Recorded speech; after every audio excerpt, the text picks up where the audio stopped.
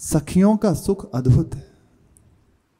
श्री वृंदावन दास चाचा जी एक पद में गायन कर रहे हैं, विपिन को गहनो सखिन दृग लहनो। ये विपिन का गहना श्यामा श्याम है। कैसे प्राप्त होता है? सखियों के नेत्रों के द्वारा इसको देखा जा सकता है, इस गहने को। विपिन को गहनो सखिन दृग लहनो, रंग महल की बटिया वे। समस्त सहचरीजन देख रहे हैं श्यामा श्याम गलवैया दिए हुए वृंदावन की कुंजों में से पधार रहे हैं। अद्भुत शोभा, अनुपम शोभा। क्या इसकी शोभा का वर्णन करें?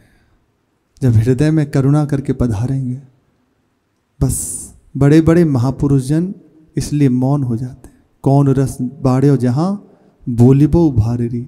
ऐसी श्यामा श्याम के हृदय में जब अनुभूति होती है, शांत, कुछ बोलना नहीं। ये तो बड़ी करुणा करके वृंदावन के रसिक जन कह रहे हैं, महाराज जी यदि चर्चा कर रहे हैं, हमारी ओर देख रहे हैं, तो अपार करुणा। नेत्र भरे हुए हैं श्यामा श्याम से, हृदय प्रेम में डूबा हुआ है। कैसे कृपा करके वो बोल रहे हैं, बस वही जानते हैं। बस हमारे लिए ऐसा ये विपिन का कहना सखियों के नेत्रों के द्वारा देखा है। सखियां देख रही हैं। शोभा सुख बरसत अनहोतो, अनहोतो आगे सजनी अरग बढ़ावे। ऐसा सुख का वर्षण हो रहा है, अद्भुत शोभा सुख। श्यामा श्याम जब पधार रहे हैं तो सहचरीजन हाथ में अरग का पात्र लिए अरग दे रहे हैं। पधरावनी हो रही है ना प्रिया प्रीतम की, और अपार हृदय में आनंद बरस रहा है। मंगल कलश, चारों ओर मंगल कलश कुंज में पधार रहे हैं। पावड़े रचिके दिन दूल्हनु भवन को लावे। जब पधारे तो हाथ पकड़ा श्यामा श्याम का सखियों ने और अंदर कुंज में ले जा रहे। सुंदर आरती करी, पावड़े आगे डालते हुए सहचरी जाने जा रही हैं। वृंदावन हित रूप बलि गई, प्राण वारने करी बैठावे।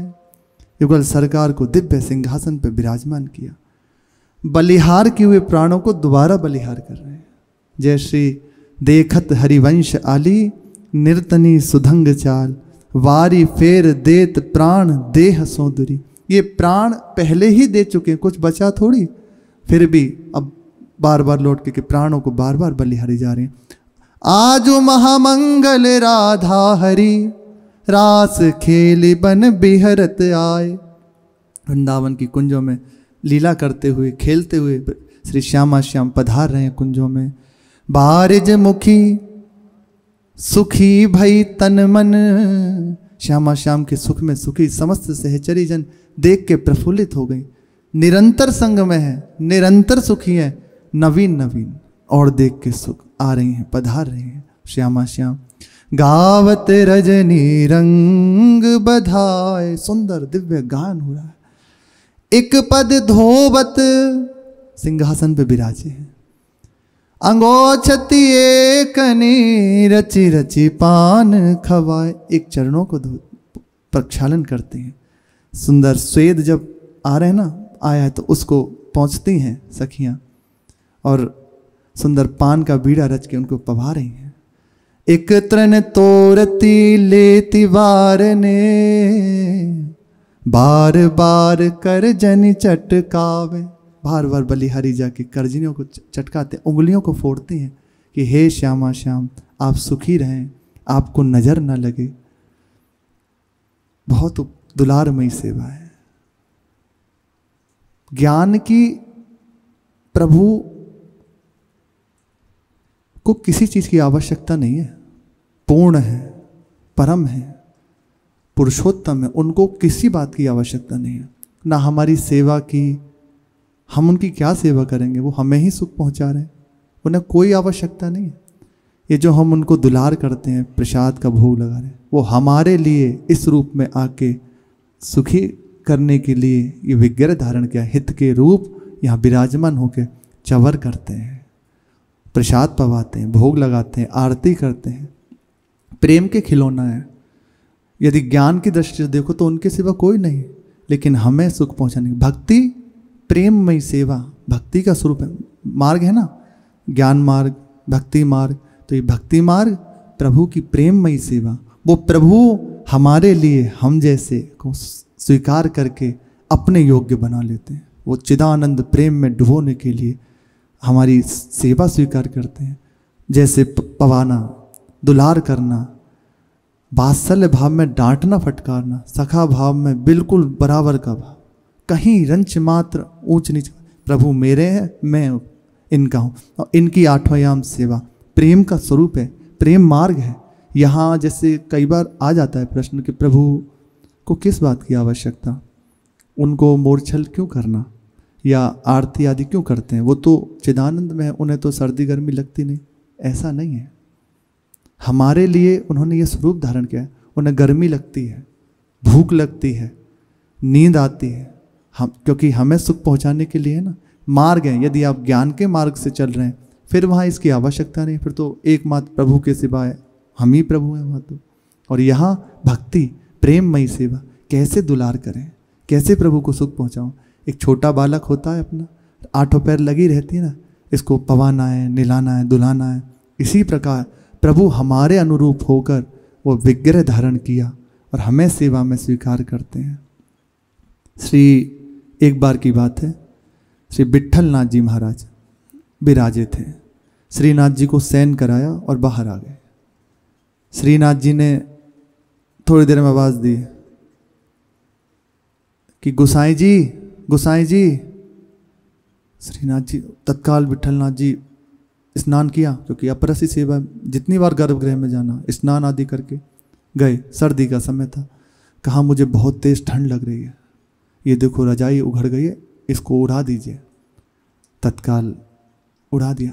आपकी भावना जितनी दृढ़ हो जाएगी और आप मान लो कि नहीं प्रभु हैं, फिर तो सब कुछ कर ही लेते, तो आपको कोई उत्तर नहीं मिलेगा। आप जितना दुलार करते चले जाओगे, हम प्रभु को दुलार इसीलिए तो स्वीकार किया, उनको दुलार पूर्वक उनको पाने का सहज उपाय है अपनापन उन्हें दे देना।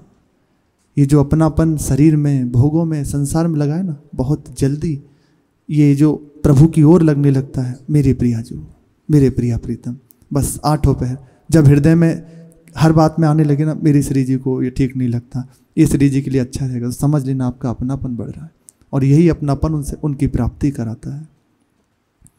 तो जब देखा, उड़ा दिया और चले गए। फिर थोड़ी देर बाद आवाज़ दी, गोसाई जी। फिर स्नान किया, तब अंदर गए कि देखो ये खिड़की खुली है, इसमें से हवा आ रही है।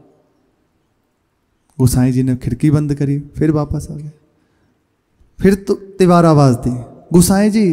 तीसरी बार वृद्ध महात्मा स्नान किया सर्दी में और कहा कि जय जय आज्ञा करें। बोले देखो ये ठीक से नहीं रखा, इसको सही से रख दीजिए, हमें बार बार इसमें विक्षेप हो रहा है। क्या प्रभु आप तो पूर्ण हैं, चिदानंद में आपको तो किसी, कहा ऐसे ही प्रश्न किया कि आपको तो किसी वस्तु की आवश्यकता नहीं, फिर ये आप क्या कर रहे हैं।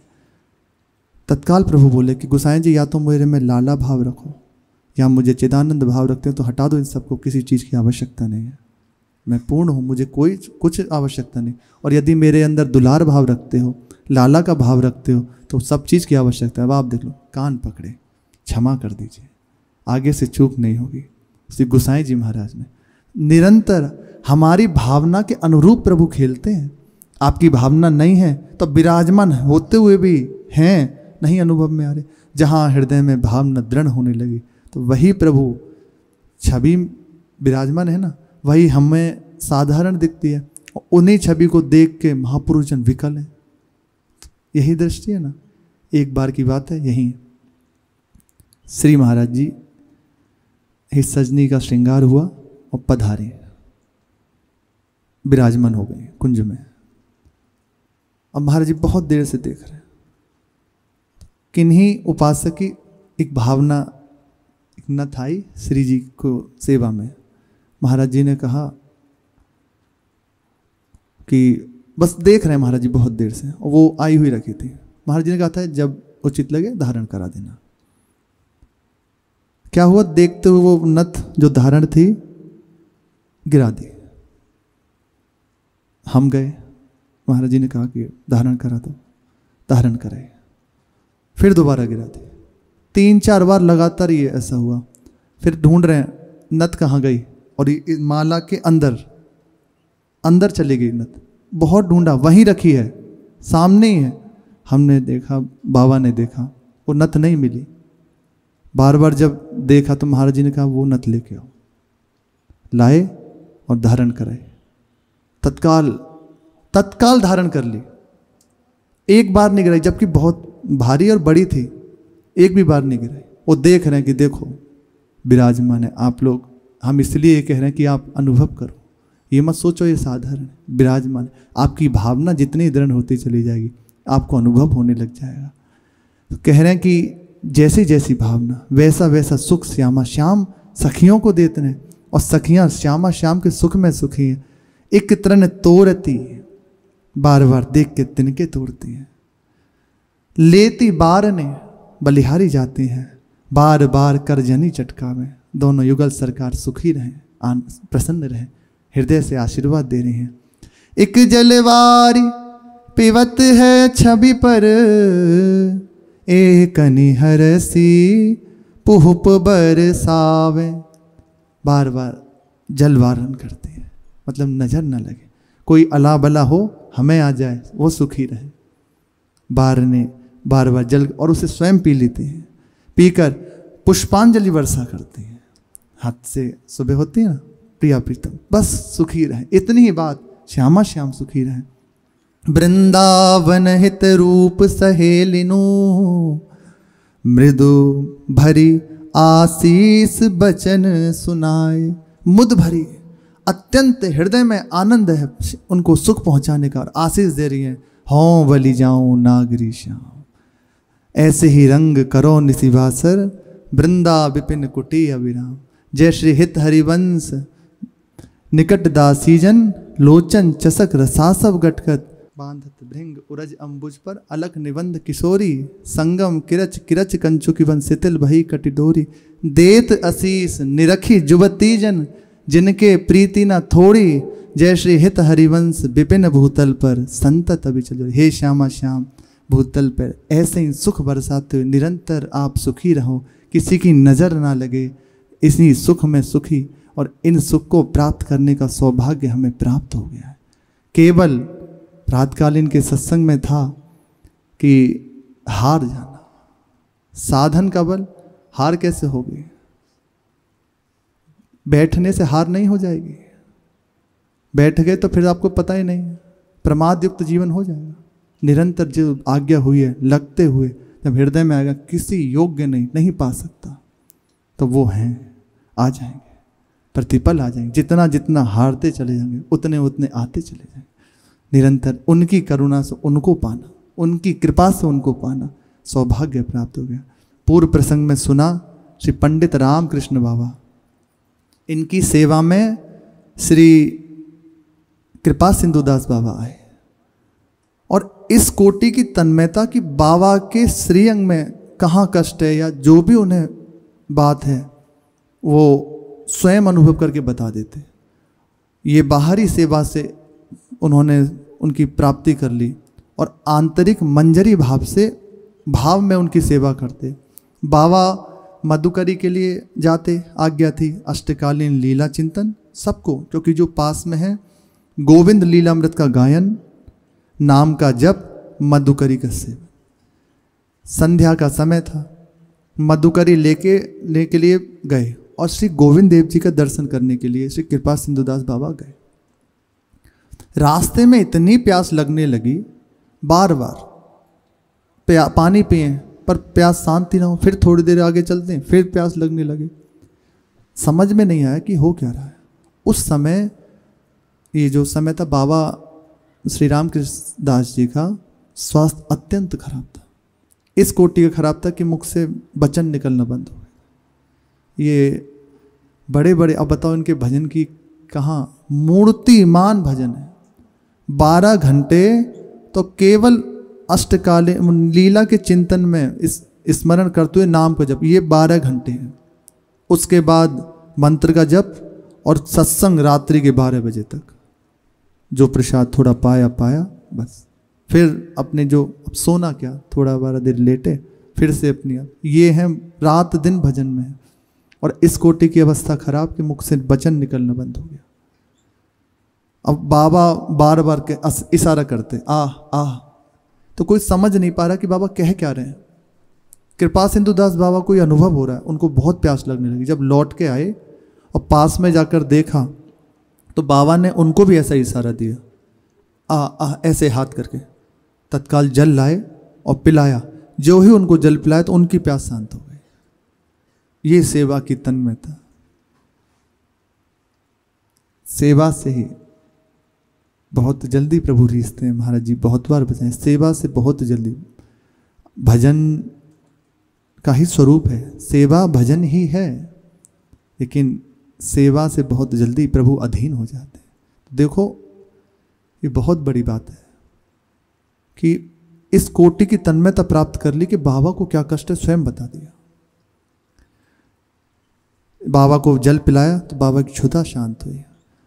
जब बाबा पूज्य पंडित रामकृष्ण बाबा गुफा में रहते थे, गिरिराज जी में, और राघव पंडित की गुफा में, श्याम कुटी में रहते थे गिरिराज जी में, तो उस समय वृंदावन में श्री गिरिराज जी में एक बहुत बड़ी टोली निष्किंचन अकिंचन महात्माओं की थी, जिनका केवल अपनी दिनचर्या पूर्वक जो गुरुजनों की आज्ञा है और बाबा के अनुसार भजन में लगे हुए हैं, भजन करने की एक शैली।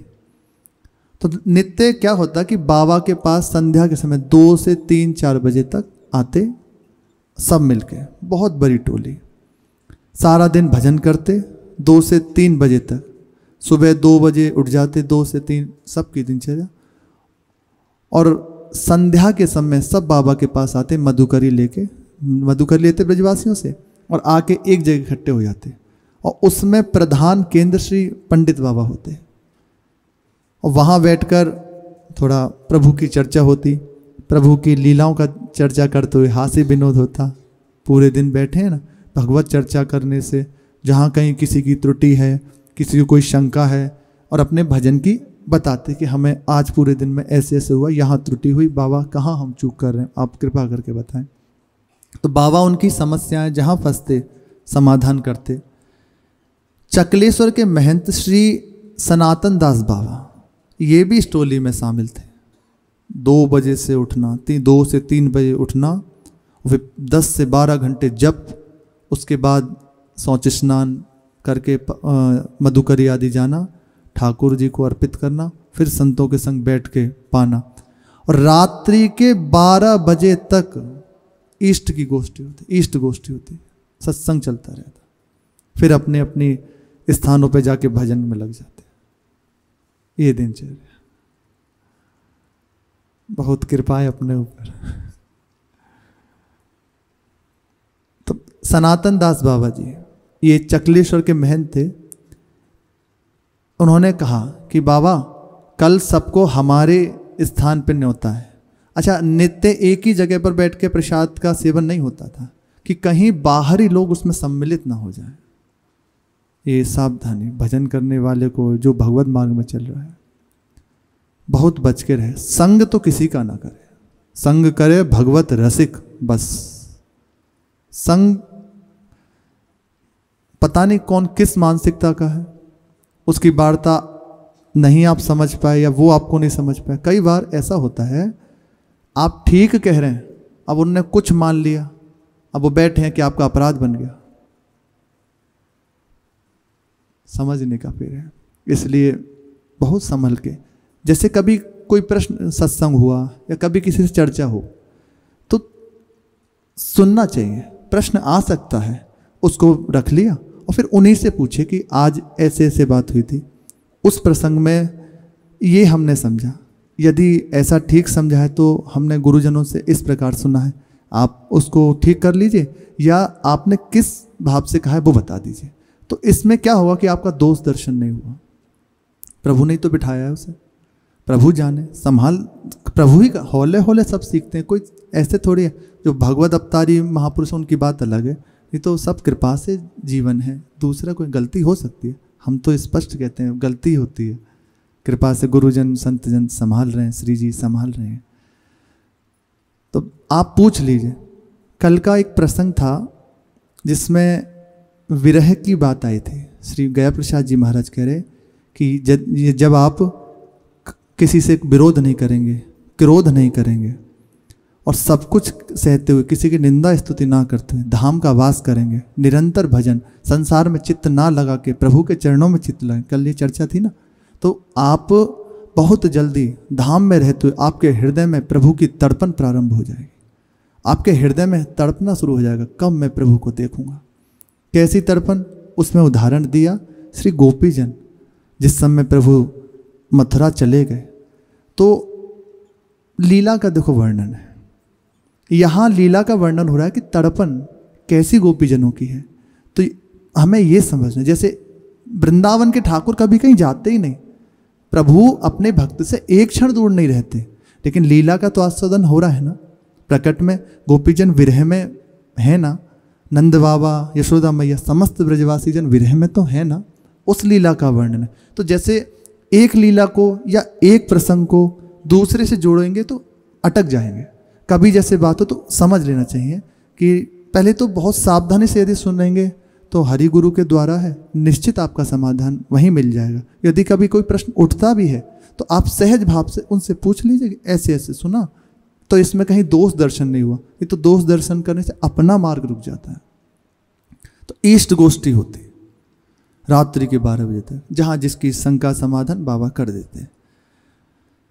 और एक ही स्थान पर बैठ के प्रसाद का सेवन नहीं होता, कहीं बाहर के जन न मिले, इसलिए बहुत सावधान, किसी का संग न होने पावे। आपको संग करना है, गुरुजनों ने आज्ञा कर दी ना, इससे बड़ी कोई बात नहीं। सत्संग सुना एक जगह बैठकर, उसके बाद निरंतर अपने साधन में लगे रहिए, जो महापुरुषों ने आज्ञा की है नाम जप कीजिए, जो सेवा है सेवा करी, उसके बाद निरंतर अपने में, आप बहुत जल्दी उच्च स्थिति को प्राप्त कर लेंगे। और यदि कहीं ऐसा संग हो गया कि हमारा भाव उससे मिलता नहीं और बातचीत शुरू, तो आप अपने स्थिति से गिर जाएंगे जहाँ हैं, क्योंकि बहुत ये कृपा से ही संभलने का देश है। आपने पूर्व में सुना हमने कि गौरांग दास बाबा राधा कुंड पे पहुंचे तो साधु वेशधारी किसी का संग हुआ तो उनके हृदय का चिंतन रुक गया, परेशान होना पड़ा एक दिन।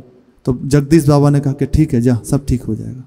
फिर जाके कहीं ठीक हुआ। पूर्व में सुना प्रसंग में, संग किसी का ना करें, संग में बस सेवा जो है कर दी, उसके बाद अपने निरंतर नाम बाड़ी में लगा रहे, निरंतर अपने ठाकुर की सेवा। संग अपने प्रभु को तो पाने आए हैं, जैसे कहें महात्माओं का संग, ये संग हो रहा है।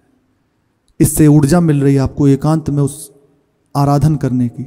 अलग से आपको उनके जीवन में पर्सनल घुसने की आवश्यकता नहीं। आप पर्सनल घुसेंगे तो निश्चित दोष दर्शन हो जाएगा, आप गिर जाएंगे अपनी स्थिति से। कहीं आप उनके संग लग गए या वो आपके संग हो गए, ये ठीक नहीं है। दोनों के लिए सावधान होते हुए मार्ग में चलना चाहिए। गुरुजन बहुत सावधान करते हैं। महाराज जी की मुख्य बात है, स्पष्ट महाराज जी का, संग किसी का ना करें। आपको जो उपासना मिली अपनी उपासना में रहो, किसी का संग नहीं करना। ये संग के कारण ही हमारा पतन हो जाता है और संग के कारण ही उत्थान हो जाता है। सत्संग मिल गया तो बहुत जल्दी, इतना ही बस संतों का संग हुआ, हमें उनके विषय में नहीं जानना, प्रणाम करें, भाव बना रहे, भाव ना बिगड़ने पावे। ज़्यादा अपनेपन से ज़्यादा उनके आप समीप होते चले जाओगे तो कहीं ना कहीं इस कोटि की श्रद्धा यदि है तो बड़ी अच्छी बात है, और पर मुश्किल होती है कि उनकी हर एक चेष्टा को सह जाए। इसलिए सावधान होते हुए संग किसी का ना करें। महाराज जी की हमारे ये बात है, किसी का संग ना करे, अपना भजन साधन में लगा रहे, सेवा करे, सबकी सेवा करे। सेवा करते हुए भी आप निसंग रहेंगे, अपने नाम बाड़ी में है ना, और जहाँ बैठेंगे वही महापुरुष बन पाता है। आगे जाके उसी की जय जयकार, ताकि त्रिभुवन को पावन करने वाला बन पाता है। संग का सावधान रहते हुए, तो बाबा की टोली में कोई बाहरी संग ना आ पावे। जो भजन मार्ग में चल रहे हैं उनको विक्षेप करने के लिए, कहीं अन्य भाव वाले उसमें प्रवेश ना करें। अलग अलग जगह पे प्रसाद के लिए बाबा से आज्ञा लेते, बाबा कह देते। तो चकलेश्वर के महंत श्री सनातन दास बाबा जी ने कहा कि कल हमारे आश्रम पे, हमारे स्थान पे सबके लिए प्रसाद है। तो उन्हें कोई श्री महंत जी को वो दे गया सनातन दास परवल, और उन्होंने बनाए 5 सेर परवल थे, सुंदर 1 सेर उसमें घी डाला, बढ़िया तरह बनाए। बनाकर जब सब मंडली आ गई और बाबा के सामने रख दिए, ठाकुर जी को भोग लगाया। सबके हृदय में था कि बाबा थोड़ा 1-2 पीस लेंगे, बाकी प्रसाद ही बांट देंगे। अब बाबा पाते चले गए, 5 सेर परवल पा गए पूरे, और कह रहे बड़ा सुंदर स्वाद है, ठाकुर ने बड़े रुचि से पाए हुए। सब देख रहे बाबा एक कनका तो थाली भी पहुंच के पा गए, बोले कोई इसका किनका न ले पावे। अब लीला है महापुरुषों की, कोई इसी भाव में होंगे, कहाँ अल्पाहारी बाबा, और 5 सेर पा गए। दूसरे लोग यही देख रहे थे कि जो और समझन थे कि बाबा थोड़ा छोड़ दें तो हम भी पा लें। सन 1918 में पंडित बाबा को इन्फ्लुएंजा ने बुरी तरह आ गिरा। देखो निरंतर, देखो अभी ऐसी अवस्था थी कि मुख से बोल नहीं पा रहे, अब इन्फ्लुएंजा फिर से हो गया। उस समय कामिनी कुमार घोष, श्री दीन शरण दास बाबा, श्री गौरांग दास बाबा विशेष आग्रह करके उन्हें वृंदावन ले आए। तब बाबा का वहाँ से वृंदावन आगमन हुआ, और वहाँ श्री मदन मोहन की बगीची में रहकर स्वास्थ्य लाभ करने, यहाँ रहकर सेवा आदि करी और ठीक होने लगी बाबा। वृंदावन में 8 वर्ष तक वे कभी किसी स्थान पर, कभी किसी स्थान पर रहने लगे। उनमें मुख्य है मदन मोहन की बगीची, श्री टटिया आश्रम, क्यारी वन, दिल्ली वाली धर्मशाला, मिर्जापुर की धर्मशाला और करौली कुंज। यहाँ रहकर बाबा भजन करने लगे, और सन 1926 में वे दाऊजी की बगीचे में सदा सदा के लिए चले आए। वहाँ जीवन की शेष घड़ी तक रहे, यहाँ रमण रेती में है। और यहाँ आकर बाबा के चरणों में एक 14 वर्षीय है, बहुत कम अवस्था है, 14 वर्ष की अवस्था में श्री विष्णुदास बाबा जी ने आकर बाबा को चरणों का आश्रय लिया। इनके गुरुदेव सूर्य कुंड पर विराजमान थे, यदुनंदन दास बाबा, उनकी आज्ञा से उनने आज्ञा करी श्री पंडित बाबा के चरणों में जाकर भजन को सीखो, कैसे उनकी आज्ञा में रहकर भजन करो। शरण में आ गए, और जब वो आ रहे थे दोपहरी का समय था, तेज धूप, पैदल पैदल गिरिराज जी से वृंदावन तक, तो बुखार हो गया और अत्यंत थकान हो गई। बाबा अपना भजन करके उठे थे, तो स्नान आदि पवित्र होकर आ रहे थे, तो उसी चबूतरे पे, कुएं के चबूतरे पे ही लेट गए। बाबा ने देखा, और देखकर इन्होंने साष्टांग प्रणाम किया। बाबा हाथ पकड़े और कुटिया के अंदर ले गए, और उनसे कहा श्री कृपा सिंधु दास बाबा से, इसे तत्काल रोटी ला के पवा। कुछ पूछा नहीं कौन कहाँ कैसे, बस हमारे प्रभु का है, तत्काल इसको मधुकरी दो, ला के रोटी पवाए। जाओ रोटी पवाई, फिर कहा चल मधुकरी, हाथ पकड़ा और मधुकरी को ले गए। मधुकरी के संग, बाबा के संग जाके मधुकरी मांगी, और निरंतर फिर कृष्ण कृपा सिंधु दास बाबा की सेवा में रहने लगे। और उनके साथ रहकर बाबा की सेवा में कृपा सिंधु दास बाबा थे, हाथ बटाते। कुछ ही समय में बहुत जल्दी इनकी भी आसक्ति बाबा से बढ़ने लगी। ये निरंतर, अब इनको कहा बाबा ने, कुछ पढ़ना नहीं जानते थे कि क्या है, अक्षर का भी ज्ञान नहीं, और बाबा की कृपा से पूर्ण गोविंद लीलामृत का याद कर लिया। तो बाबा की कृपा से पूरा गोविंद लीलामृत उनको कंठस्थ हो गया, और बाबा ने कहा कि तुम हमें लीलामृत सुनाया करो, और भजन की आज्ञा करी, और निरंतर बाबा के संग रह के भजन करने लगे। इनकी शेष चर्चा आगे। श्री राधा वल्लभ लाल की जय।